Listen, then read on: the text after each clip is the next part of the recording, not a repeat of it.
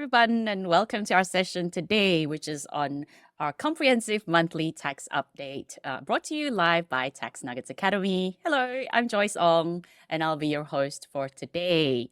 Welcome back to our subscribers. Thank you for joining us today. If this is your first time Nuggets event, welcome. Great to have you with us. So this session is designed for intermediate to advanced practitioners. We do have another session, which is on next Wednesday, which is our Essentials monthly tax update for newbies or for less experienced practitioners. Just a bit of housekeeping. As usual, all our chats are open for you all to engage with us and to engage with each other as well. We have quite a few number of registrants, 700 over, so feel free to say hello in the chat. Let us know where you're joining from. I'm based in Melbourne, which is absolutely miserable the last few days. If you have a question for our lovely ladies, our instructors for today, please pop it into the Q&A section, which is separate from the chat, so that I can look out for it and get the ladies to reply to you. As usual, this session is being recorded and replays are available for team and VIP subscribers. Just for those that are new to us today, we're a tax training platform for accountants, from sole practitioners all the way to top-tier accounting firms. We're a subscription-based, all-you-can-eat platform like Netflix. We run about a dozen events a month live, one monthly fee, and you can get unlimited access to all of them, including replays, including monthly tax updates such as these, special topics, and programs as well. So we've got a couple of programs coming up. So the next one is starting next week, which is our superannuation fundamentals, actually starting this week. And then we've got our company tax fundamentals, which starts next month in early October. Head to taxnuggetsacademy.com.au to check us out. All right, so time to introduce our superstar instructor. Today we have the dynamic duo from Brown Wrightstein Lawyers, and they are the brains behind the Tax Institute's monthly tax notes. As well, please put your emoji hands together to give a very warm welcome to Jane Harris and Rose McAvoy. Hello, lady. Good afternoon. How are you, Joyce? I hope the weather in Sydney is much better than Melbourne, because it feels like it's winter 2.0. Oh, yeah, no, definitely much better up here. Sunny. It is cold, but it is sunny. Okay. Yep. You get what you, yeah. It's good enough for me. What are we covering today? As usual, we've got quite a lot on the agenda. For those of you who've joined us before, this is generally the process that we follow. We like to start off with some quick updates. What's the ATO telling us? What announcements have happened in the last month or so? Then we've got some updates for tax professionals. This has been such a hot topic lately. There's been so many changes. So every month we're keeping you up to date with the latest. Then we have our cases update. We've picked out a few of the cases that we think are interesting from this month. And then we've got some private rulings, because we like to look at what people are asking and see what practical tips we've got that we can pull out of those rulings that we see from our practice. Lastly, we've got our specialist deep dives. Each month we pick something that we think we can delve into in a little more detail, practical tips, maybe a couple of things that fit into one category. And this month our specialist deep dives are on personal services businesses and how Part 4A, the anti-avoidance provisions, could apply. And also on director penalty notices. We're seeing a lot of those being issued. So we're going to delve into that in a little more detail and see what happened in the case that came out this month. Yeah, so plenty to get through. So firstly, quick update. So promoter penalties. Obviously, this is a regime that's designed to prevent and penalise those people who promote unlawful tax schemes. I'm sure most people have either heard of it or are aware of it in some capacity. There's been some changes. So you'll see there on the slide, the maximum penalty has been increased from $7.8 million to $780 million. Just a little, is it a slight increase? Yeah. Is it a typo? It's crazy. Crazy. It's crazy. That's for corporates and significant global entities. Yeah. So yeah, I guess when you're probably looking at the tax schemes involved and what the amount of tax in question in those particular schemes is, this probably aligns with that. But yeah, it's a lot. Also, importantly, the time limit for the ATO to bring federal court action against a promoter has been increased from 4 to 6 years. So longer, more time for the ATO to chase people down, and also expanding the definition of promoter. Yeah, the ATO is seeing a lot of concern. They've got a lot of concern in relation to things in this space. So they're trying to broaden their powers for nipping this in the bud. So this is an ATO update, and we've included the link there in orange on the slide. So if you have access to the slides, you should be able to follow the link. Yes. The next one that we've got there on the slide, another ATO update. They have a very helpful website that really just sets out a number of relevant considerations for relating to employees. And so these are all things we've discussed in previous months. They're all different taxation rulings and PCGs that we've seen updated, or new ones we've seen released in the last couple of months. So the electric vehicle home charging rates, the self-education expenses update, and changes made to claiming deductions for additional running expenses while working from home. So the website is a really good resource that when you're trying to deal with those clients who just want to claim this deduction and just want to do this and do that, and you're not sure about it, or you're trying to work out how is the best way to explain to your client, and that's not really in line with the ATO guidance, have a look at this website. There might be some helpful language you can use to deal with those clients. And the last point here, more of another ATO update. They are doing some further data matching. So we know they've really already been quite invested in rental properties and ensuring that people are reporting the correct income, claiming the correct expenses. And they've got further information that they're going to be getting from service providers regarding rental income and expenses. So just an update that there will be further data matching happening there. So really important that your clients are treating those things correctly. And the second point is they're going to be going to insurers to obtain information regarding, I think they said around 11 million people, and lifestyle assets. So anything from motor vehicles, thoroughbreds, horses, for example. Whatever you're riding on the weekend. Yeah. Basically any nice, fun, fancy thing anyone has, the ATO is going to be getting information from insurers about it. To then, I think the main thing the ATO said they were going to use that information for was about risk profiling. So working out if this taxpayer owns all these other assets, there is a higher risk that they might be making mistakes in their tax affairs. So just something to be aware of there. That's very smart from the ATO's perspective. Yeah. I know I definitely had a client where they've gone and bought something fancy and the tax officer said, we can see your salary. So how did you afford that thing? Yeah. So we have to go explain where they got the money. Next update is to do with a bill that has been put before Parliament, hasn't passed yet, it's currently before Parliament, to implement a number of measures that have been previously announced. I think several of them were budget measures, so this isn't a surprise, but it's now the subject of legislation. So those things that are currently in that bill are increasing the foreign resident CGT withholding rate from 12.5% to 15%. So that's when you sell real property or interests in real property. Unless you have a clearance certificate from the tax office, the purchaser is required to withhold CGT, and that rate is going to increase. Currently, that only applies to transactions in excess of $750,000. They're getting rid of the threshold. So it will be all transactions. Unless you have a clearance certificate, the purchaser is going to have to withhold. This bill also deals with a couple of other things. One of them is to do with single touch payroll declarations. Currently, an employer is required to make a declaration to a a payroll agent to every period to say that what they've provided is correct and that the agent is authorized to lodge it with the tax office. And we understand that when that first came out, the periods were periodic, but now with single touch payroll, those lodgements are happening much more frequently, and it's becoming a bit of a pain to have to do those declarations every single period.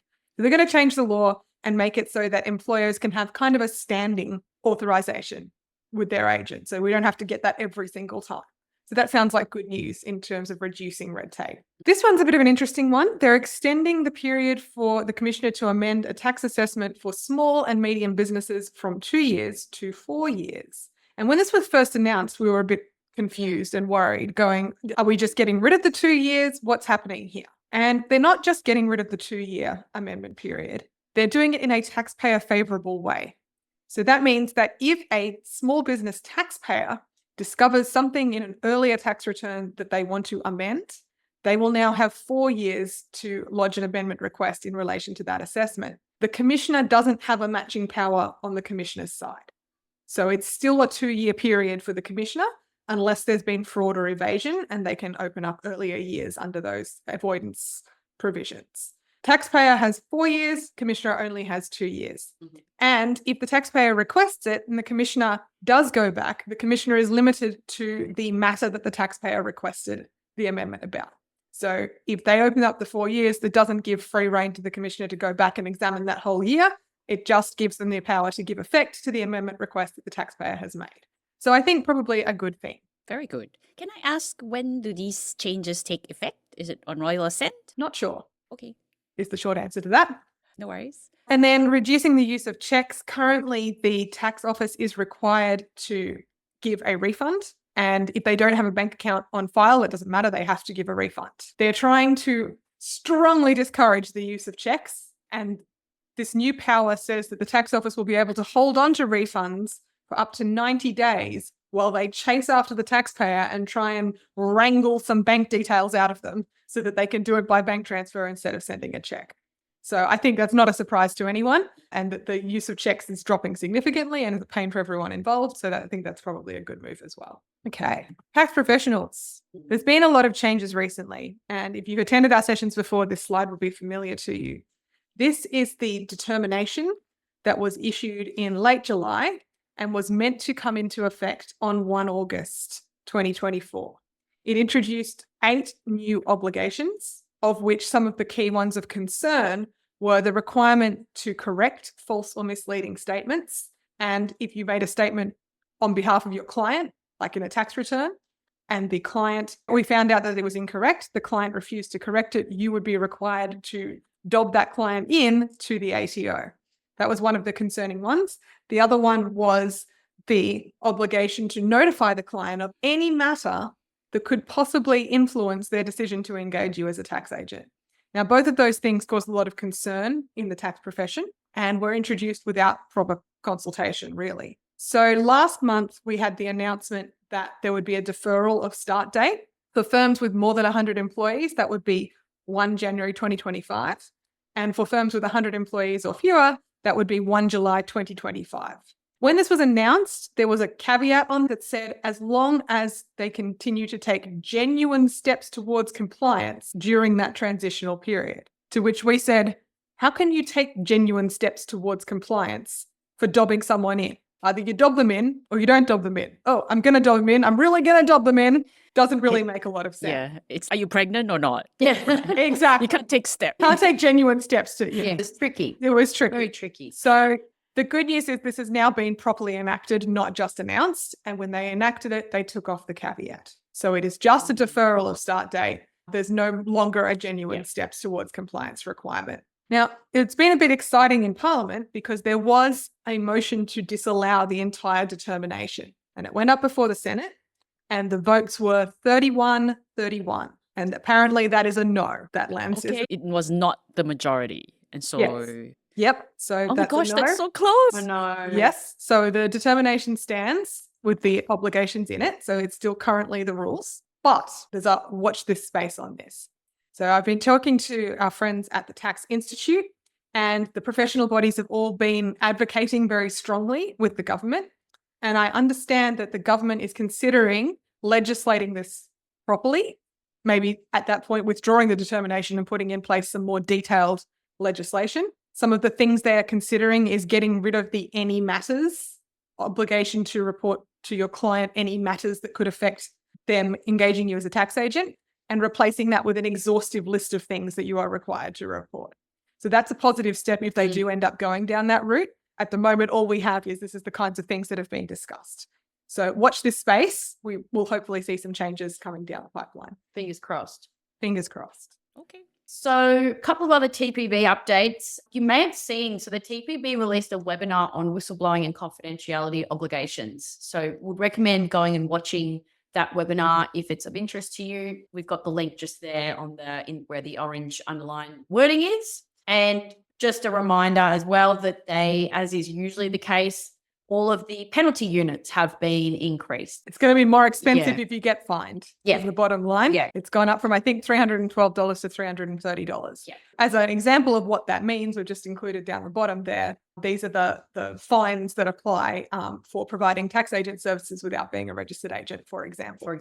Yeah. Just something to keep in mind. Okay.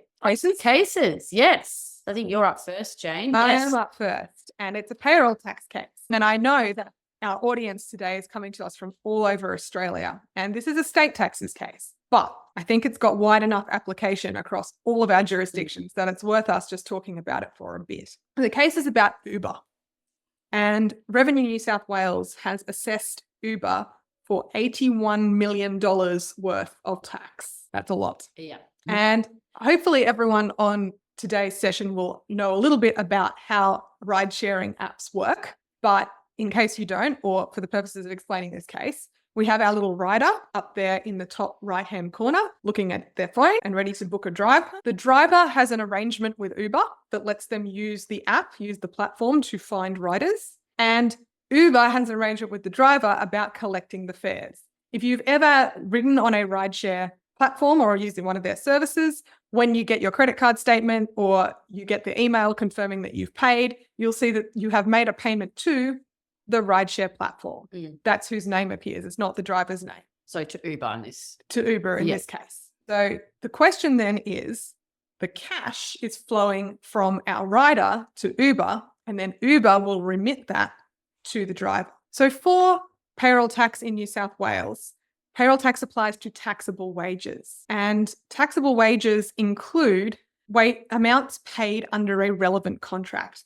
Relevant contract is extremely broadly defined, and there are similar concepts, I think, in most jurisdictions in Australia when it comes to payroll tax. So it's a payment to a person for or in relation to the performance of work. That's the important part. So in Uber, the question in the case is, has Uber been supplied with services by the driver? Who is the driver working for? Is the driver providing services to Uber, or is the driver providing services to the rider who booked the driving? And then were they supplied to Uber under a contract? And the reason that we wanted to talk about this case today is that the court in this case decided that Uber is not receiving services from the driver. The contract is between the rider who booked the car and the person driving the car. That's where your contract is. So every time you book an Uber, you are entering into a contract with that individual driver who comes and picks you up, not with Uber specifically. Therefore, Uber is just a collection agent who collects the money on behalf of the driver. It's the driver's money, and therefore the payment is not a payment for work. It's just a remission of money that belongs to the driver anyway.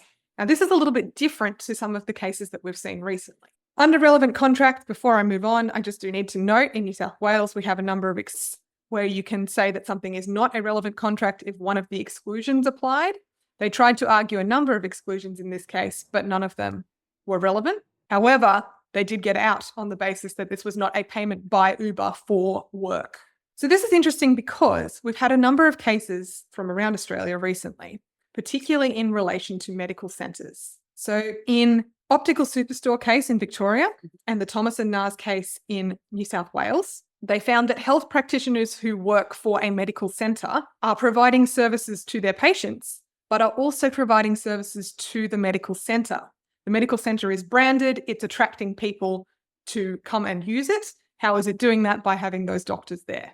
So the doctors are providing services to the medical centre by assisting in attracting patients to come and attend that centre. Then we had guidance from a number of revenue officers all around Australia who said, yep, we therefore think that anything paid by a medical centre to an allied health professional is going to be a relevant contract and therefore taxable wages. There's since been a lot of uproar, particularly from the Royal Australian College of GPs, and now we're starting to see some amnesties come in, particularly it's only for GPs, I think. And then we're now starting to see some exemptions be legislated in various jurisdictions. So Victoria, South Australia, New South Wales, and I think Queensland have got exemptions coming down the pipeline, if not in already.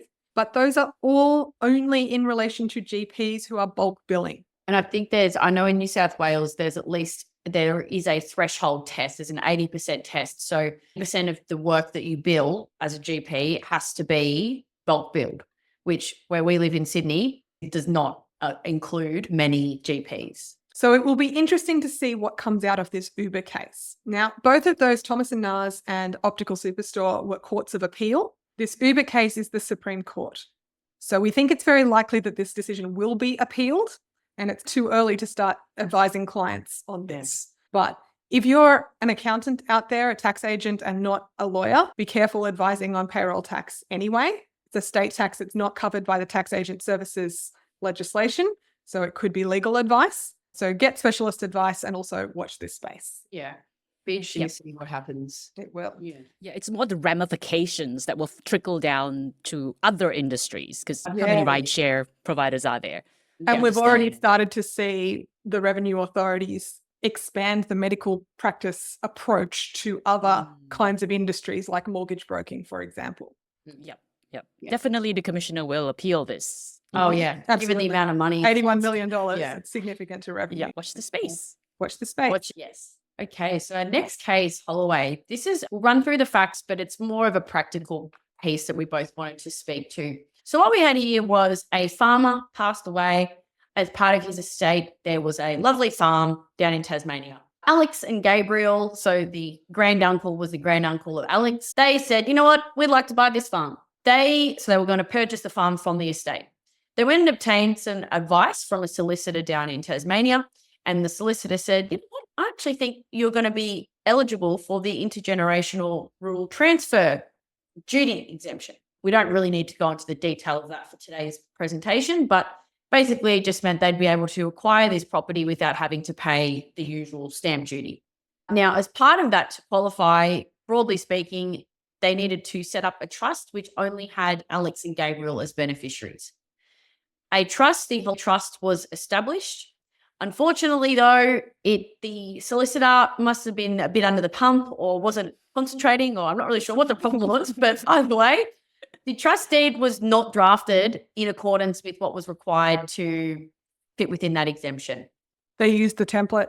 They used a template and they used did the not amend the template. So they've gone and used a general discretionary trust template that's got an enormous beneficiary class, which certainly is not what's required for this particular exemption.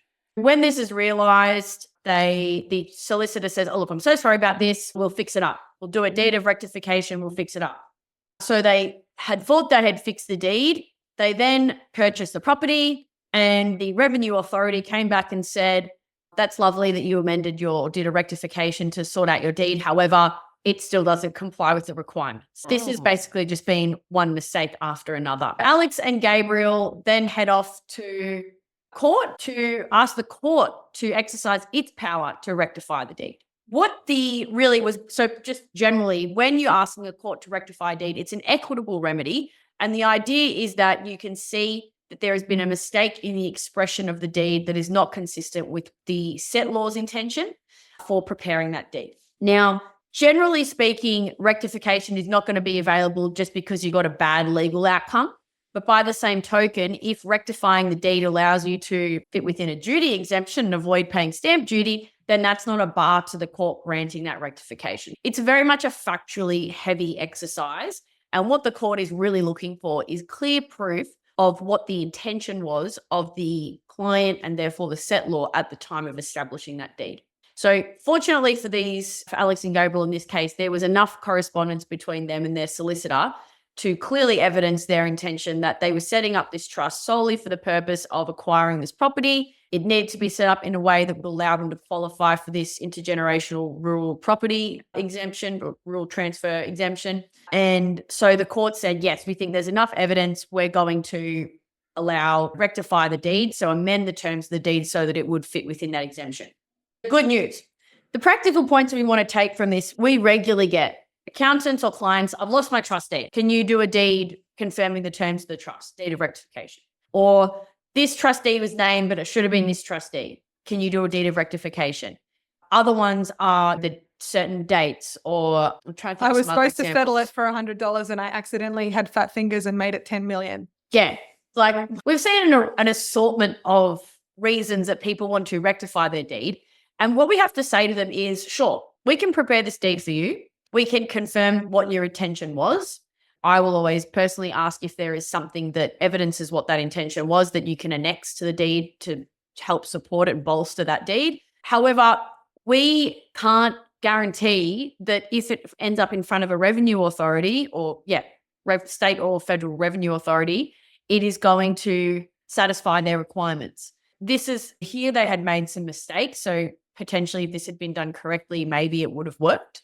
However, really, the only way you can get certainty around rectifying a deed is to go to court. Which costs a lot. Yes, a very expensive. We're talking $50,000 to $75,000 to go to a Yeah. Supreme Court. Yeah. Yeah. Wow. So when they say I've lost the deed, go Go look look. for it. Go and look again. Yeah. Yeah. And Look they say everywhere. they've looked, say go back and have another look. Yeah. But at least that's a happy outcome for these people. Probably just not a happy outcome for their bank account. Good outcome. Great. What's next? Next, we've got one about trust property while we're talking about things not being done properly. So we've got a super fund here, the AVT fund, and the trustee is called AVT Proprietary Limited. Now, Proprietary Limited, the company, is doing a bunch of things. It's not just the trustee for this super, it also carries on a business in its own right. Something we don't often recommend. No, for reasons like this. Yes, for reasons like Okay. this. Exactly. Obviously, they got some advice and decided this wasn't a good structure. So they incorporated a new trustee and was appointed the trustee of the super fund. But you'll see that there's a house down the bottom there, some property that was held by the super fund. They didn't actually transfer that to the new trustee. It stayed in the name of the old trustee. And then the old trustee entered into a contract to sell the property. Now, before the contract settled, so before the property was actually legally transferred to the buyer, a liquidator is appointed by the creditors of the business that this company is carrying on. So now the liquidator is stuck with this property that's halfway through selling and is going, what do I do with this? Is this money of the creditors that goes to the liquidation? Or does this belong to the super fund? Do I have to give the money to the super fund? And as liquidator, if I give it to the wrong person, I'll be personally liable for making up the difference. So very sensibly, although possibly expensively, the liquidator goes to court to say, look, court, sort this out. What do I do? Is this property of the super fund? And the court had no trouble in finding that it was held on trust for the super fund. So even though it should probably have been transferred to the new trustee, the old trustee was holding it on trust for the new trustee as trustee of the super fund. So it's still property of the super fund. When it gets sold, the proceeds go to the super fund. So that was fairly straightforward, and that's what this case is about.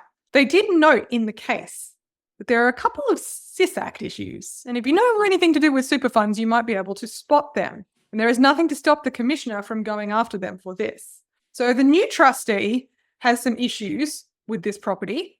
They were relating to in-house assets, sole purpose test, and arm's length deals because of the way that the sale was occurring. And then the old trustee becomes a disqualified person at the time the liquidator is appointed. And because it was still holding super fund property at that time, that then makes things very messy. Also, if you looked at the trust deed for the super fund, it says that when a new trustee is appointed, old trustee must transfer the property. So it's breaching its own governing documents as well. So we've got a trust breach. Trust breach as well. So we've got a lot of issues here. And I guess the key take-home point, if there has been a new trustee appointed, you do legally need to transfer everything across. Yeah. That will be governed by the terms of the governing document. And to make sure that's been done promptly. And also, it's really not recommended to have your super fund trustee also carrying on risky businesses where it can be sued. It's not a good structure. Fork out the extra ASIC fee, get a clean company. $300-400. Sorry, Joyce. $300-400 for peace of mind. Yes, indeed. It's fortunate, though, that they were able to substantiate that it was actually fund property. You can imagine if the horror stories that you would hear, we thought this was in our super fund, but someone hasn't documented something correctly. The trustee is liquidated and all of a sudden that gets wound up in that liquidation. That would be... And gets given to all the creditors of the business. So block your retirement savings. Yes, very. Ouch. So they've definitely avoided... The worst of this. Yes. Yes. I think we're going to go to some private rulings next. Yes. It sounds like all good news stories today. Yeah. For the taxpayer. Yeah. Sometimes we've got to bring the positive. Yep. All right. Oh, this is quite interesting, this one. Yes. So this one, we have a poor taxpayer who purchased an apartment. They can't be that poor. They purchased an apartment. Yeah. They purchased an apartment and they were planning to use it as a rental property. They had to borrow from the bank to do so. They've got interest that they're paying on their mortgage. They buy their apartment. They organize a lease with the tenant. Before the tenants can even move in, the building is declared uninhabitable. Yikes. The whole building is condemned due to the cracks. And there's been a number of high-profile stories in the news about various buildings that have got this kind of a problem. Whole building is uninhabitable. Tenants haven't even moved in. Lease gets terminated. They've never actually made any rental income from this property. And so their question is, can they claim the interest expenses for their mortgage? On top of that, the government, it's so bad, the government has offered them some compensation, but being the government, there's a catch. And the catch is we, the government, will compensate you as long as you're not being compensated by anyone else. So if I make an insurance claim, then I have to give the government back their money. Correct. Right. So we'll pay you, but if you get paid by someone else, you have to pay us back. You got to reimburse us. So that's what's going on here in this story. So questions, can they claim the interest on their mortgage? And also, what's the deal with the compensation? What's the tax treatment of that? What do we do with that? So we're starting off with claiming the interest on the mortgage. And you might be thinking, well, that's very straightforward. We just look at what was the purpose of the borrowing. It's to have a rental property. We look at Steele's case. Tick. Don't need to be actual earning as long as there is enough connection to an earning income. Should be fine, right? Aha, did we forget about the vacant land measures? Is this vacant land? That's a very good question. In the ruling, they seem to think so. So let's just quickly look at why that might be. So vacant land measures apply to costs incurred on or after 1 July 2019. Does not apply to these types of taxpayers. So companies, big super funds, but SMSFs are caught and are subject to these rules. Managed investment trusts and public unit trusts where all the unit holders are people listed above. So they don't have to worry about this. And the costs involved in holding vacant land are listed. Upshot is if the vacant land measures apply, those costs get added onto cost base and you don't get a deduction. Even though normally under normal rules, under Section 8.1, you would be able to claim a deduction. So it's a bit of a process to work out if the vacant land measures apply. First of all, you do need it to be deductible to start with. You should be starting at, is it deductible? Yes or no? Because if it's a no, then Don't worry about about it. If it is deductible, then the land has to meet one of these requirements. Either it's owned by one of those people I just mentioned that this doesn't apply to. The land is used in a business. So just renting out a rental property is not sufficient to be a business generally, unless you are a large property manager, or it's used in primary production or leased by other entities who carry on primary production. So those are the requirements. ATO has a flowchart. Oh, it's teeny tiny. I've given you the link there. Very straightforward issue.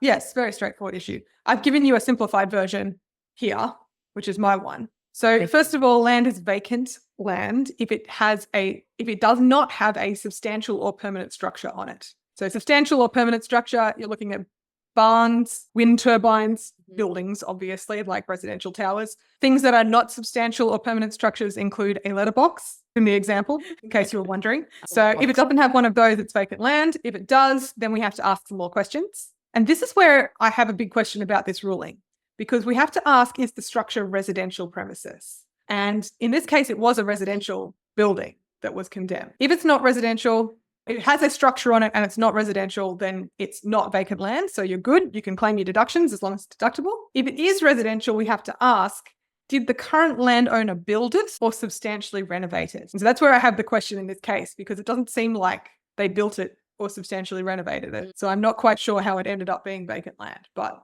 if the current landowner didn't build it, then we're good. It's not vacant land. If they did, then we have to look at whether it is lawfully able to be occupied or not yet rented or available for rent. So in this case, it was no longer lawfully available to be occupied because the whole building was condemned and their occupation certificate was withdrawn. Wow. So it's a private ruling, so we don't have all the facts. I'm a little bit fuzzy on how they got to the vacant land point, but they did seem to think it was vacant land. So then the question that we've got is, do the vacant land measures knock out their deduction? The good news is the commissioner has a discretion where the rules would otherwise knock out your deduction. And that discretion is for land that is affected by natural disasters or other extenuating circumstances. So in this case, that's what they were going for because of the cracks that were not caused by them. So these are the requirements. There was previously a substantial or permanent structure in use or available for use on the land. Yep, that's the building. The structure ceased to exist. So that would be the situation where it gets burned down, for example, or it ceased to be available because of a circumstance affecting the structure. That's the cracks in this case. The circumstances were exceptional and beyond your reasonable control, and your affiliates, spouse and minor children, and entities connected with you. Yep, we're going to assume that they weren't drilling under the foundations. You incurred the outgoing before the third anniversary of the circumstances, so there's a time frame on this. And there are some written requirements to keep the records of the circumstances to substantiate why this is the claim. So in this case, they applied for the commissioner's discretion to be able to still claim their interest deductions, and commissioner said yes. So that's another good outcome for the taxpayer in this case. We have a slide coming up now. We do. It's your turn. So that was the niche vacant land thing. Let's take a more basic concept. Compensation from the government. So they've been asked to they have to move out of this condemned building. It's got cracks everywhere. They're not going to get any rent from their tenant because the tenant wasn't even able to move in. The government has said, look, we'll pay you something. What is the tax treatment of that? What are you doing with that sum you receive from the government? Good question. Where are you putting it in the tax return? All right, get involved, people. You can scan the QR code on your mobile and choose your answer, or link is in the chat. And the answers we've got there. So what are the tax implications of receiving that compensation? Is it going to be assessable income?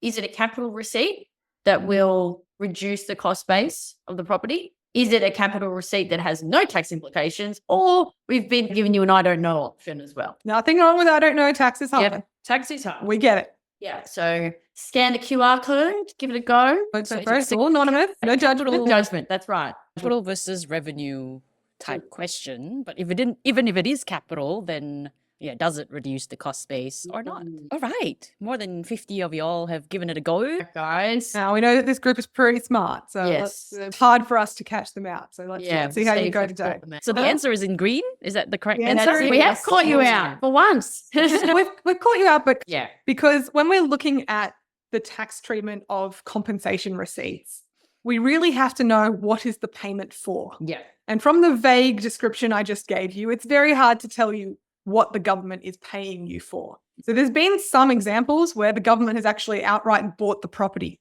from people. That's not what happened here. But in some examples, I think in the Mascot Towers in Sydney, the government has actually purchased the whole property back from the landowner. That's not what happened here. In this case, the compensation was framed in a way that it was designed to compensate them for the rent that they would otherwise be able to derive from renting out the property. So compensation where it replaces something else takes on the character of the thing that it is replacing. So if the compensation is replacing rent, then the amount is assessable income the same way that rent would be. So it's a little bit mean of us because you can't really tell from our vague description of what it was replacing. But in this case, they said it is replacing rent. Yeah. So that's the key point there, isn't it? That it will take on the character of what it is replacing. Yeah. So does it reduce cost base? No, because in this case, it's replacing rent. So it's assessable income. All right. What happens then if they have to pay some of that back? So they get paid the compensation. We lodge the tax return. We put it in as assessable income in other assessable income. And then the next year, the insurer decides to pay out. Now we have to pay the government back under the terms of the compensation. We've got to reimburse them. So what do we then do with the fact that we've already declared that as income? Now we've got to pay it back. And there is a section for that. It's section 59-30. This is a specific section for where you have included an amount in assessable income and you are later required to pay that amount back. And what it does is it does not give you a deduction in the year you pay it back. Instead, you have to go back to the year when you included the assessable income and adjust the assessable income at the time you included it. And there is an extended review period on that. So if you are outside your 2 or 4 year amendment period, you can still go back and amend the tax return to take out that bit of assessable income that you were required to pay back. So that's what they need to do in this case. Quite a bit in that, really. Yeah, thought that was a fun one. The next one is also fun, we think. Anyway.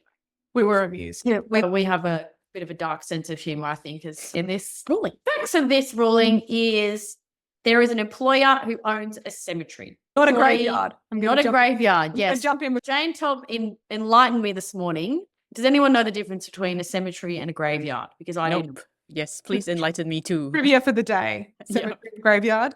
They're used interchangeably, but typically a graveyard is one that's attached to a church and a cemetery is a burial ground that's not attached to a church. I like to just say the cemetery is usually in the dead centre of town. Oh dear. I better just stick to tax, I think. Anyway, as I was saying, employer owns a cemetery, not a graveyard. He employs a caretaker and there is a house, a little cottage in the cemetery. So he says to his employee, Mr. Caretaker, you can go and live in the cottage in the cemetery. He pays rent at a discounted rate. Now, there were 2 questions asked in this ruling. Firstly, is this a fringe benefit being provided by the employer to an employee? And if yes, for calculating the taxable value of that fringe benefit, is it okay that rental amount has been discounted? Straight up, it's clear that it is a fringe benefit, and that was accepted in the ruling. I think the second point was really what they were more concerned about in this ruling. And the ATO agreed that discounted rent amount was acceptable because even though it was discounted, that was by comparison to other houses in the area that were not in cemeteries. So the fact that this was in a cemetery probably meant the market value was arguably lower, because I don't know that there would be many people that want to live in a cemetery. I certainly don't want to live in a cemetery. So you probably can't compare it to the house down the street. Yeah. So the comparables were not really comparables. And so the ATO said, we think that the discounted rent amount is fine, and that is appropriate for then calculating the taxable value of that fringe benefit.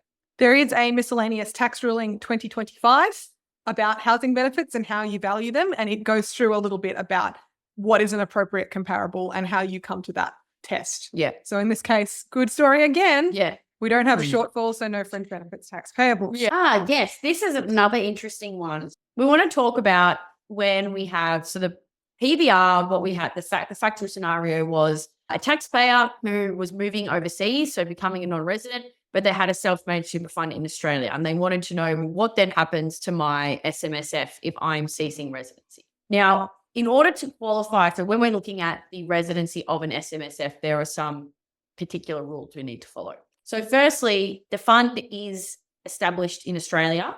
That's really the problem. That is really the problem. It's a once and for all test. So if your trust deed was settled here, or that's really the main thing I think you look at. So if you had a trust deed that was settled here, tick, don't worry about point one. If, however, you have an incoming client who was a non-resident, they've set up this fund overseas and they're trying to now fit within this definition, you look to the second part of that test where it's like, where it considers what is the location of the assets of the fund. However, for most purposes, for most of our client base, really that first point satisfies the first requirement. The second one then is that the central management and control of the fund is ordinarily in Australia. And the third point is that either the fund has no active member, or at least 50% of the following, which I'll just click through, is attributable to superannuation interests held by active members. Active member? What is an active member? We're really focusing on points 2 and 3, just to clarify. What is an active member? Now, there are a couple of things to consider here. Just get up my points. There we go. Now, I think going back to the ruling, the reason that we care about this is if you have someone who is a non-resident and so they've moved offshore, the implications of them, for example, thinking, I've just earned all this money, I'm going to make a contribution to my SMSF. This can then affect our active member test. So we either want no active members, or you've got to have this attribution of 50% of active members who are Australian residents. So that residency point of your members becomes very important. Basically, if you're going to live offshore, no contributions while you're offshore. Yeah. Please don't contribute into the fund. Exactly. The outcome, if the fund is a non-resident, is that it ceases to meet the definition of a complying super fund. Yes. Which so we means lose our concessions, all of the income is taxed at 47%, all not good things. So just stepping back a second, one of the requirements, apart from the active member, that is, we don't have foreign person making any contributions, please. The other requirement is that central management and control is in Australia. How can the central management and control be in Australia if the member has to be the trustee or a director of the trustee and the member is not here? Yes. Now, what they had asked about in this ruling was, what if we appoint a power of attorney, an enduring power of attorney? So someone who is in Australia, appoint them as my power of attorney, the person who's gone offshore, and appoint them as a director of the corporate trustee.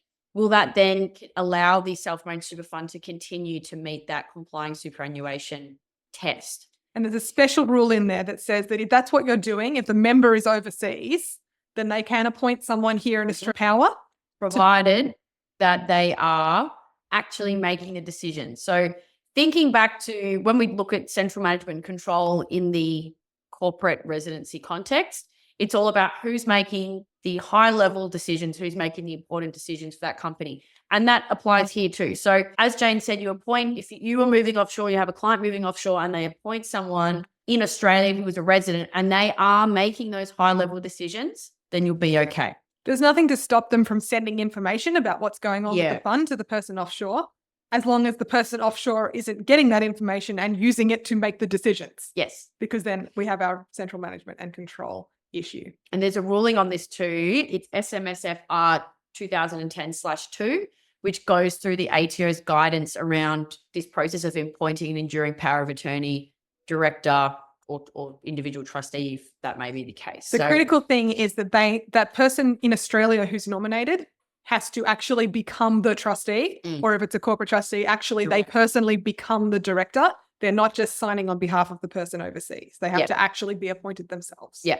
And so that goes back to Jane's earlier point where ordinarily, as soon as I hear someone say, oh, yes, I've become the director of the corporate trustee of a self-managed super fund, you think, oh, no, they have to be a member as well then, because we know that's ordinarily the case.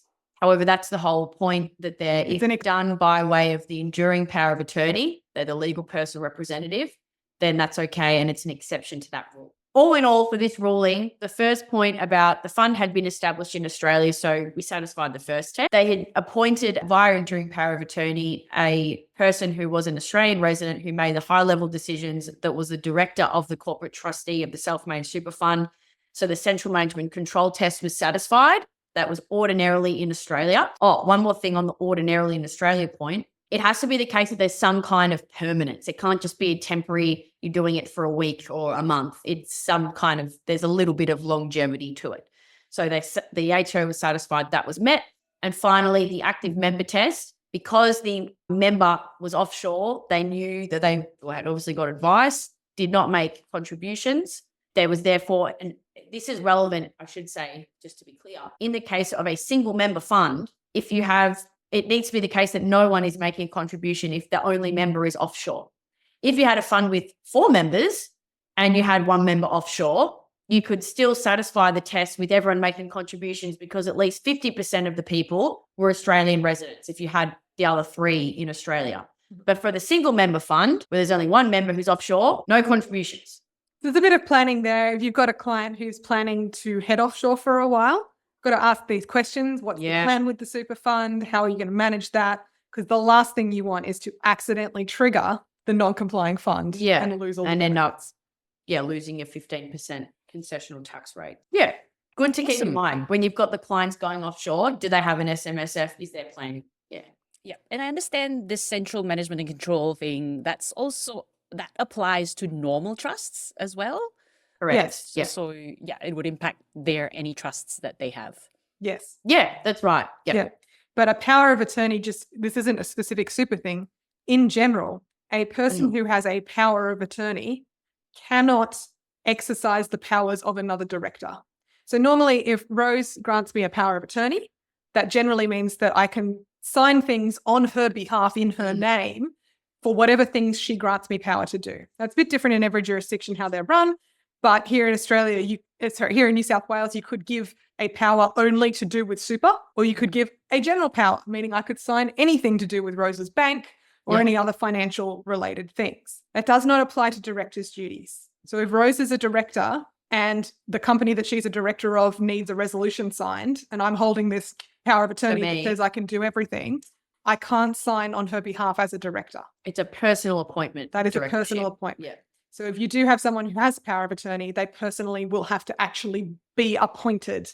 They can't just sign on behalf of the member. Yeah. Oh, I've done something new. Cool. Yeah. Okay. So I think we're into our deep dive now. First of our deep dives. First of our deep dives. And it's about personal services income, pretty stupid income, as I heard it described this week, and personal services businesses, and Part 4A, our favourite anti-avoidance measure. I've never heard of that before, actually. It's the first time. Funny, isn't it? It's pretty stupid income.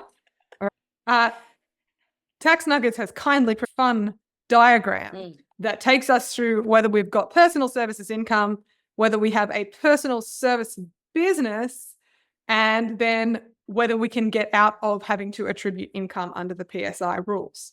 And very importantly, the very bottom left of this diagram, as you can see, is a little warning sign that says Part 4A. We've got to keep that in mind whenever we're looking at structures to do with personal services income. But before I dive in any further, This is the comprehensive session. So this is, you guys are intermediate advanced. And most of you have probably come across personal services income in some way, shape or form. So we want to just do a little quiz. We've got a Slido and we're going to ask about personal services entities. So that's where I earn personal services income for my personal services, but I have a company or a trust, some kind of entity that is carrying on that business in my name. So I have my company, it's doing the consulting, but actually it's me going out doing the consulting and the company gets paid for that. That is the scenario that we're talking about. So we've got a little Slido and we want to know that if you have a personal services, which of the following is untrue? So not true. All right. So Link is in the you can- chat. Get You can involved, pick people. multiple options here. We're going to get tricky. So what is not true? What is not true? If you have a PSB, personal services entity, that is a personal services business. Yes. This is So some of these are true, some of these are untrue. You have to pick the ones that are untrue. Okay. So you must attribute income through the PSI earner. Yep. Next one is you can access more tax deductions such as rent. You cannot retain earnings in the entity.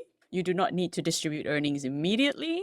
All good options. Oh, but which one's not true? Not true. Not true. So Yeah, we're which one's- contrasting a situation where something qualifies as a personal services business compared to something that is a company but doesn't qualify as the personal services business. so it is a layered question. It's a tricky It's tricky. and not true.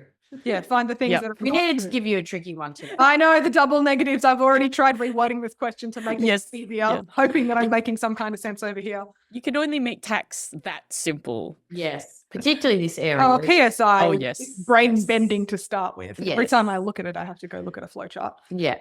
Very good. There's almost 60 of us that have participated. So well done. Fantastic. Thank Love you. to see people are still awake out there. All right. Oh, I think we might have got them on the double negative. Yeah. Because the bottom two are the things that are not Not true. true. yeah. So Yeah. if you have a personal services business, so it qualifies, it meets the tests that were Mhm. shown on the previous flowchart, then you have slightly more flexibility than if you don't qualify.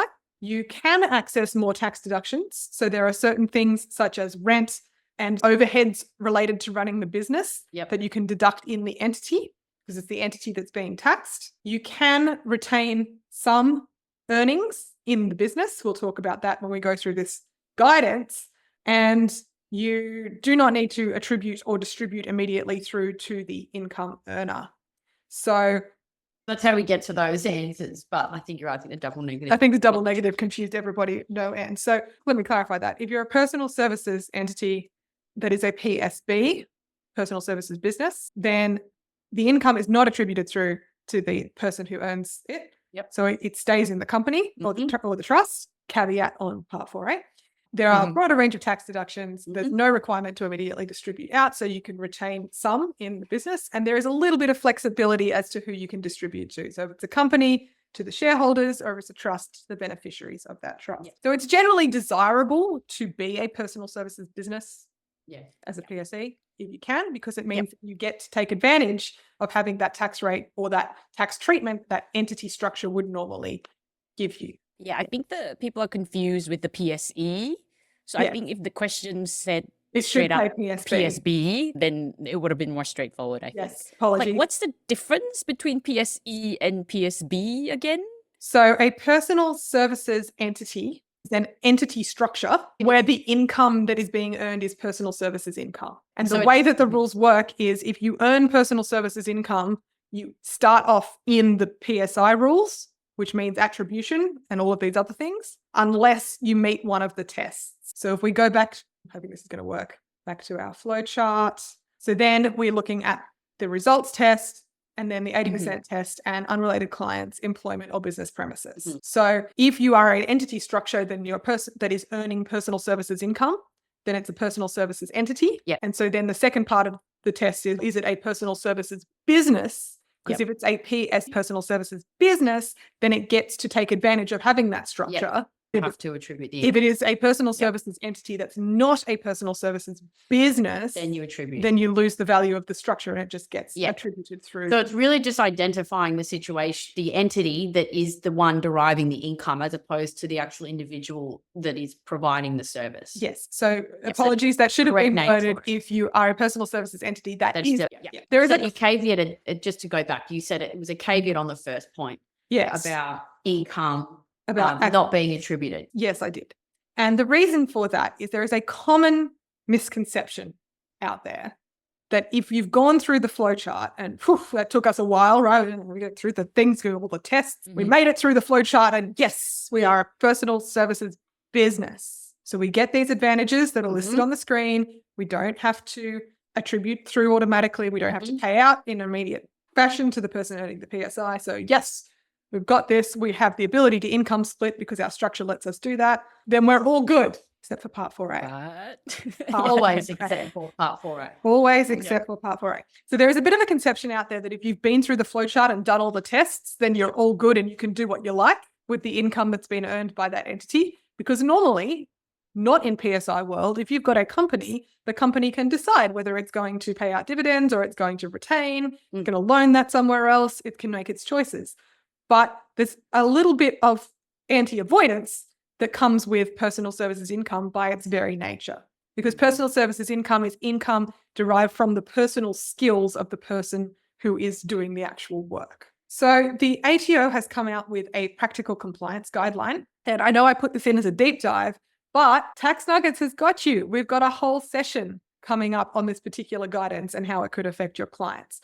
So I'm going to touch on it today. And if you're interested in diving a lot deeper into that, we've got a reference to that towards the end of the presentation. So you can check out the details for that session. So the guidance is a practical compliance guideline. A reminder, practical compliance guidelines do not tell us anything about how the law operates. All they tell us is how the ATO is going to devote its resources to checking whether you've done it right or not. That's all the practical compliance guidelines tell us. So the PCG has come out and it's got a number of scenarios for PSI that they consider to be high risk and also some very helpful examples of things that they consider to be low risk for the tax office chasing after and applying Part 4A. So if I start with the low risk scenarios, there's a whole heap of them. And I refer to the session, which I'm sure we'll go through some of these. I think the most interesting one is the last one because we didn't previously have guidance on this. So if you've got, say, a company that's a personal services entity, so that means its income is PSI income of an individual, and it's a personal services business, so it is able to take advantage of being a company to some extent. What happens if instead of paying out all of its income as a salary to the person doing the actual work, it wants to keep some of the money so that it can go and buy equipment to use in the business? Is it required to pay it out to avoid being alienation of income so that then the person can lend it back to the company to buy the equipment? Or can the company actually just keep some of that and not pay it out? So it's assessed at the company tax rate. They get to keep that amount and then go and use it to buy equipment. And the ATO here, very helpfully, and we're very grateful for this because this has been something we've been concerned about in the past, ATO has said it's okay if you're retaining profits for a commercial purpose. Yep. So where you've got a company that is carrying on some kind of actual business that the personal services income is in relation to, then they can use some of those profits to go ahead and buy equipment and things like that for the business. Yeah. And I do think when you say that, it sounds like that should be the case. That seems obvious. But the whole point of this ruling or this guidance, I should say, from the ATO is they're really just trying to emphasize you do all this work to get through that crazy flow chart of the PSI rules and you think, okay, this PE has qualified as a PSB, tick, I'm safe, no problems. But actually the ATO says no, even if you've satisfied those rules, there's still a risk. So while it might seem obvious, it's helpful for peace of mind. So these are the things that the ATO considers to be high risk. And I'm hoping that none of those are a surprise to you. If you have a client who is a personal services entity, is earning PSI, if it's doing any of these things, those are the kinds of things that are likely to attract the ATO's attention. So distributing the entirety of the income from that consulting business to the adult children, none of it goes to the individual who's actually doing the work. That is a big red flag. Yeah. If we go back to very early tax law, alienation of income trying to get income that would otherwise be derived by you to be derived by someone on a lower tax rate, whether that's a company or another person, is considered tax avoidance, and Part 4A can apply to that. This is the example, and I refer you to the Tax Nugget session specifically on this if you want to know more. Yeah. Okay. I've got So a quick now, question from the audience before moving on. Why would Part 4A apply if there's already a specific any avoidance provision that's built into the legislation? I think it's just a reminder that at the end of the day, even if people set up these structures where they might fit within the manage to get out of the PSI regime, they don't have to attribute income. There still needs to be consideration given to things like alienation of income or deferral of having to pay income. Still under ordinary concepts and principles, the purpose of you doing it that way is to avoid tax. Yes. So it comes back to, that's exactly right. It comes back to what's the dominant purpose of having set up this structure and carrying on your business in this way?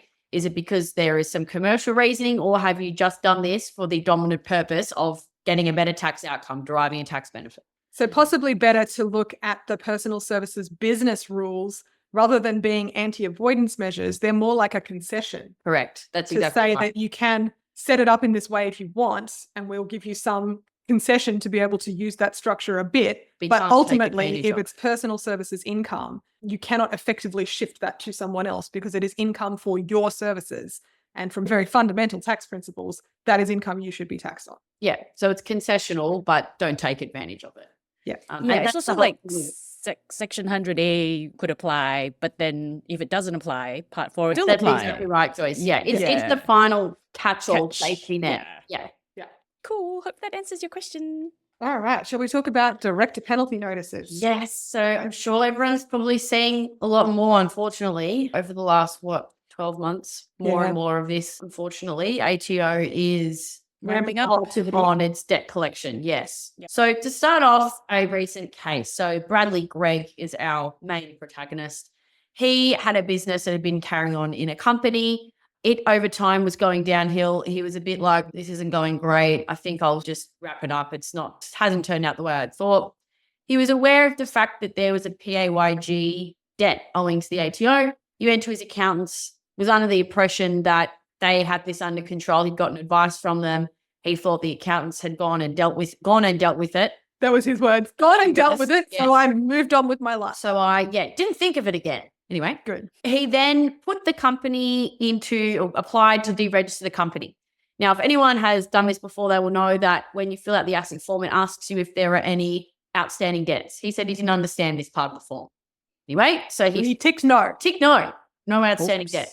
And ASIC, being ASIC, gets a form. Any outstanding debts? No. All boxes ticked. Okay. Stamp, Deregister the company. Yep. Sometime later, I think it was a couple of years even later, a non-lockdown DPN for the PAYG debt appears in Bradley's mailbox. Just quickly, DPNs not quickly, but we'll go into DPNs before we get to the outcome of this case. So we just said that he received a non-lockdown DPN.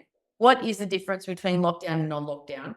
Depends on a little bit on what kind of debt it is in relation to, whether it's GST, PAYG withholding, or super guarantee. And really it's about, do we have lodged or statements, so whether it's BAS or SGC statements that have not been lodged or have been lodged and are just not paid. So you can see this little helpful working your way through this little flow chart that shows you where you end up taking up either a non-lockdown DPN or a lockdown DPN. To be clear, lockdown DPN, locked in, bad. That's the word. I mean, they're both bad, but that's the word that is worse than the non-lockdown. Now, before I give you this answer, we thought we'd do one more Slido for the day. What can they do? What can you do? So I've just said to you, lockdown is the worst one. What can you do to get out of it or to resolve it? You're a director. You've got a lockdown director penalty notice. What are the options? So option one, you can choose multiple choice here. So appoint a liquidator, appoint a voluntary administrator, undergo a small business restructure, pay the debt, or ignore it. As well, some bad clients have. You can ignore it. You can. That is an option. You can. Is it a good idea? No. Well, I suppose you can do any of these things. It's just whether you think it will work. Yes. And as we said, lockdown DPN. Oh, it says can't pick multiple. Oh, okay. It's just one answer, right? Oh, sorry, I had a multi-choice. Pick your best answer. Yeah. What are you going to do? What's your first port of call? Yeah. What are you going to do first? What's your option? Pick it on the thing. You're going So, 55 yes. people, Have a good one. fantastic. Thank you. People Amazing. still awake. Love that. I would for pay a the debt lockdown if I could DPN. afford it. That's Alrighty. the first step I do. For a I was a lockdown and director. director penalty notice, what's everybody going to do? Well Go. done. Oh, Good yay. work, guys. Good Yeah, answer. really good. Well done. So go to our next slide because this just sets it out clearly for us. So lockdown DPNs, you have to pay up. That's it. Director is liable to pay the debt. Yeah. No way around it. Non-lockdown is where we have a couple of options. So you can appoint a liquidator, voluntary administrator, small business restructuring practitioner. Or cause Or- the company or to pay pay. its debt. So when we then go back to the current case, on the facts, he received a non-lockdown DPN. So he's we're got in- 12 days from when the ATO issued. So when the date on the piece of paper is. And so the ATO sends these by post. So often it takes a while for it to come through and a while for you to pick it up. And it might have gone to the previous address. And by the time it comes across our desk, there's We have- only 3 days left. Now, the other complicating factor in this scenario was that our friend Bradley had deregistered his company. It's very difficult to appoint a liquidator to a deregistered company. Because the company doesn't exist. So this is a bit of one of those situations where Bradley is in a bit of between a rock and a hard place, we'd say. Before we go to how he's going to fix that, I just want to give a bit of an example. And I'm sorry, it's a little bit fuzzy, but this is an example of a real director penalty notice. You'll see there's a bunch of columns in here. And if you can squint at the screen or read your slides, or I'll just tell you, the words lockdown and non-lockdown do not appear anywhere on a director penalty notice. It's up to you to go and figure out whether it's lockdown or non-lockdown. And in this case, it's both. Yes. So one of the columns relates to amounts that are on statements that have been lodged but not yet paid. So that is a non-lockdown. And another column on this statement relates to amounts that were not lodged at all. So those are lockdown. Yeah. We have no options. It's So you've got typical. to check. Yeah. gotta It's check not like that. you get a big red stamp at the top that says lockdown, you need to pay this now. You need to go and check. Yeah. So yeah, going back to our scenario, there is a particular provision in the Corporations Act that allows a court to reinstate a company or to cause ASIC to reinstate a company. Now, what the test is that the person making the application to the court is a person aggrieved by the company's deregistration, and that it is just that the company be reinstated. So what we had in this scenario was Bradley, who had become personally liable for the company's debt. So it's pretty clear that he is a person aggrieved. He was the person coming to court to ask the court under this 601AH to reinstate or cause ASIC to reinstate the company. And because of the time frame, he was smart and said, at the same time, while you're bringing it back, can you also put it into liquidation? And so the court, looking at this, said, we think it's just to reinstate the company for the purposes of it being put into liquidation because it should have been put to liquidation in the first place. It couldn't pay its debts. It has debts outstanding in the form of the PAYG amounts. So the court granted the first order was to reinstate the company, second to put it into liquidation. So that gets him, for the time being, out of his liability because it will go back onto the liquidator in winding up that company to find out what is available to pay the company's debts, including the PAYGW. Yes. Now, the other, just because we've had a couple of cases recently where we had similar situations where companies have been, it's really, if I just go back to the last slide, this one, where you have either the company's been so you can't do any of these things. So you've got to go through the process of reinstating the company and then having that secondary order made. Or if you've got a scenario where there was a case that the name has gone from my head, but the director had sold a majority of his shares. He was a shareholder and a director. He had sold most of his shares. So he was only minority shareholder and he'd resigned from being a director. So he wasn't in a position as a shareholder to appoint himself back as a director to make one of these decisions. And the party that he'd sold the majority of his shares to, they were in dispute. So when he said, I've received a DPN, we need to put the company into liquidation. They said, oh, that's your problem. You're personally liable for it, not us. We don't really care. And so in that scenario, that was another, we see these issues come up where either someone's left a company, but because they're a director at the relevant time, they're liable, or someone's gone ahead and deregistered the company. It's a regular thing that we're seeing, and we're seeing more and more of these cases where people are making applications to the court to assist with these matters. So for that person who had no power to ask the court, This was clever. they did something really smart and they paid a little bit of the amount, just a little bit of their DPN to the tax office. And what that did was enliven their entitlement to be reimbursed by the company for the amount that they paid, which made them a creditor. And creditors are one of the list of people who can go and ask a court to put something into liquidation. Correct. Or to reinstate it, to put it into liquidation, because they are aggrieved. And I think that is just here also. Yeah, when we're looking at, that's right. So they fit within that person aggrieved by the deregister. Yeah, that was really smart. You can apply to ASIC to have a deregistered company reinstated. In our experience, that is a very slow process. And it is very difficult to put a rocket under ASIC with a sufficient amount of fuel on it to happen within the 21 days needed to get this happening. Yeah, that's the timing point really, isn't it? Yeah. The other point I wanted to raise is if you've got clients who are going to be appointed as directors of companies, to just be very aware of the risks that they're taking on by doing that. So if you are appointed a director of a company, and in your first 90 days, like a good little director, you go and do some due diligence on the company you've just been appointed a director of, and you go, oh no, they've got all these problems. They haven't been paying their super. I don't want to be liable for that. I'm out. So within 90 days, you get out. Doesn't help. You are still liable for any debts of that company from the time before you were a director. There is no escape hatch. Once you're on, you can take yourself off. It may go to some defenses later on, depending on what type of debt it is. But as a first instance thing, they can still hit you with the DPN, and then you've got to defend it. And on the defenses, they're very hard. So there is an illness defense, but it has to be in the case that you were so sick that you had nothing to do with the company, business for the operations companies the entire time. No emails, no conversations, nothing. So that's very difficult to evidence.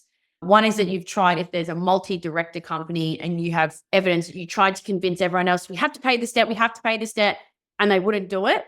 But you've got to be able to prove that you did that. It's the very high threshold. So I think I've seen one case where we thought we were going to get across the line with the illness defense, but there was an email going from our client to another director, which brought the whole thing undone. So one email. So the defenses, don't think, we'll just look into the defenses. It's not as simple as that. They're very difficult to meet those thresholds. Yeah. So that's our deep dive on DPNs for this month.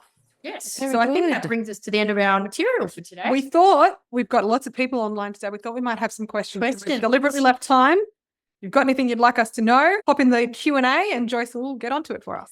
Yeah. So while you're doing that, I do see a few questions already there. A quick plug for Brown Wright-Stein's tax notes, best in the nation. Click the link in the slide. Assistant Nugget, can I get you to pop that into the chat as well so people can have a read? Yeah, and for those that are new to us, if you enjoyed today's session, feel free to check us out, taxnuggetsacademy.com.au. We do also tax training for accounting firms under our team subscription. All right, moving to Q&A. One more thing. We'll just put a link in the chat as well for our next free live event, which will be on the PSI and the PCG that we talked a little bit about just on the surface. Amazing. All right, quick questions. Ben has asked, this is about DPNs.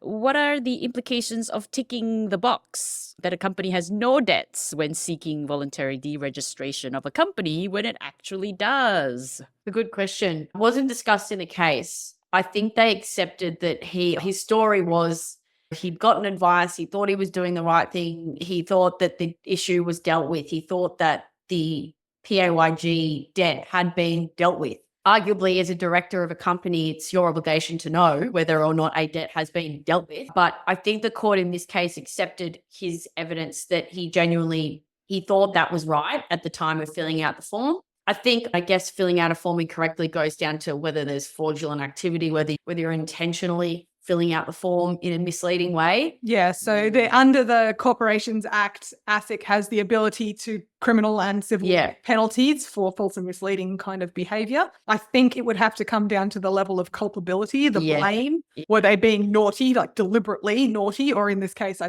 suspect probably not. Yeah. And ASIC would have to bring that separately as a charge against them for that kind of false or misleading and try and sanction them. Yeah. So then it's got a question of what amounts of money are we talking about here? What's the level of, was it worth ASIC going in? And were they doing it as part of a scheme to get something? Yeah. Or is it just they wanted to wind up their affairs? Yeah. So depends on the situation. Definitely filling something out incorrectly is a risk.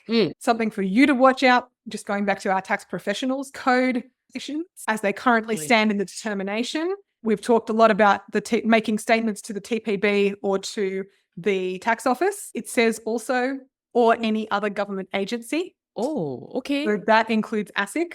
Yeah. So if it's you filling out the form in relation to your company and you make a false or misleading statement in relation to your company, then that potentially gives you code problems under the TPB. So that's new and fun and exciting. Yeah. Oh gosh. Yeah. Yes. So that does include ASIC statements. Yeah. Any government agency, it says. So that's federal government agencies, presumably. Yeah. All right.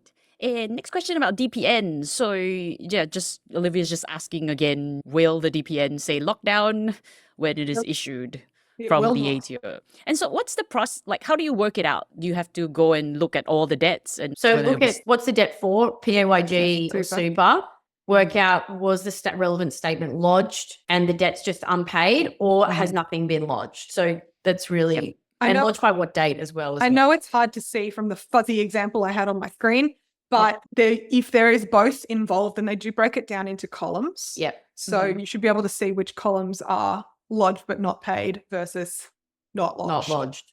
And that's the key to lockdown, non-lockdown. Yeah. Very good. The ATO does sometimes get the numbers wrong. Yes. So I had a matter where we managed to, I would say, kick the can down the road because I'm sure it's going to come back. But we had a DPN issued to a client for a significant amount of money. There's a very long, sad story that goes with it. But the point is that we checked the numbers and it turns out they'd actually used calculations. When I say they, the ATO had used calculations from a related entity and had just, looks like to me, done a sort of copy paste job and hadn't actually recalculated the relevant, it was relating to super, relevant amounts for this particular entity. It had made a bunch of assumptions between related entities. And we realized that in the calculations when we were checking them and when we went back to the ATO. And by this point, they'd also commenced proceedings against our client to pay the amount. So when we pointed this out, they very promptly withdrew the proceedings, withdrew the DPN and sent an apology letter. And so that's why I say kick it down the road because I'm sure they've gone back to fix some of those numbers. Calculations again. But the point is, do check. Don't assume that they get it right because they often make mistakes. Yeah. And if it buys some time, absolutely. Sure. Of course. Great. Next question is from Susan about PSB and PSI. Yep. So if a company that is a PSB and the client has taken a certain amount as wages, but there is remaining profit in the company, do we pay and they're unable to retain it? I'm not sure why though. Then do we pay that retained earnings out as a dividend, assuming that the associate is also a shareholder? But what happens if the associate is not a shareholder? So there's a couple of pieces to that. And I think the PCG is going to help you there with the examples, particularly the low risk examples of what you might do if you've got extra left over. When it comes to Part 4A, the risk is where you are doing something that's uncommercially trying to shift income from the person who's actually put in the effort to someone typically on a lower tax rate. So if that's what is going on, then that could be a problem.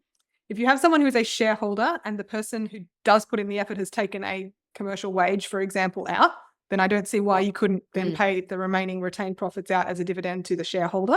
If the associate is not a shareholder, then we have a Div 7A potential issue if it's a company. If you're paying amounts to associates of shareholders, got to look at what the Div 7A implications of that are. So it's a bit of a case by case, what exactly is it that you're attempting to do? But I think the PCG will really help in terms of examples of where do I need to worry about avoidance versus some of the mechanics of how do I get the money out of the company. Thanks for that, Jane. Another question about DPNs. We've just launched our ratings poll, by the way. Let us know what you thought of today and give us some feedback. Very welcomed. Still about lockdown DPNs. I assume you can lodge the unlodged, never mind. Statements. I assume you can lodge the unlodged statements to the correct amounts if required. Once you have the DPN, that is a Yeah. debt of the director. Yeah. And the only way to shift that debt of the director is to do one of the things Yeah. on the list. Yeah. If, Lodging won't help. if you haven't It's- lodged it, it is lockdown, which means your only option is to pay it. Yeah. Is Too no late, by option. law, It is unfortunately. too late, which is why, as a practical tip, you're probably better off lodging and not paying than not lodging at all. Yeah. Neither of those is a good option. If I had to have a choice, I'd rather have one that's been lodged and hasn't been paid, Yes. because at least then we've got some options when the DPN hits. Yeah. Even if the amounts are not so certain. If you've got an obligation to lodge something, Yeah. you've got an obligation There's got to to be a lodge way something. that you have, some kind of. There's all the correction mechanisms under our tax law. If Yep. you've lodged something Yep. that's incorrect, Should then you be need able to to correct lodge. it, particularly for GST. There's your objections. You can lodge amendments, all of that kind of stuff. It's critical that you pay it. And the reason for this is that SGC, Super, and PAYG are all considered to be not your money. Yeah. It's money that's been collected by you on behalf of either the employee for Super or the tax office for GST and PAYG. Which is why they're so harsh on it. Yeah. Is it too late to enter into a payment plan by the time you get a DPN? Or still negotiable? Very difficult. I to think say. these days, very unlikely. Very unlikely. Maybe if there's extenuating circumstances and it's a non-lockdown and you get a friendly officer, maybe, but very. I would not be wanting to rely on that.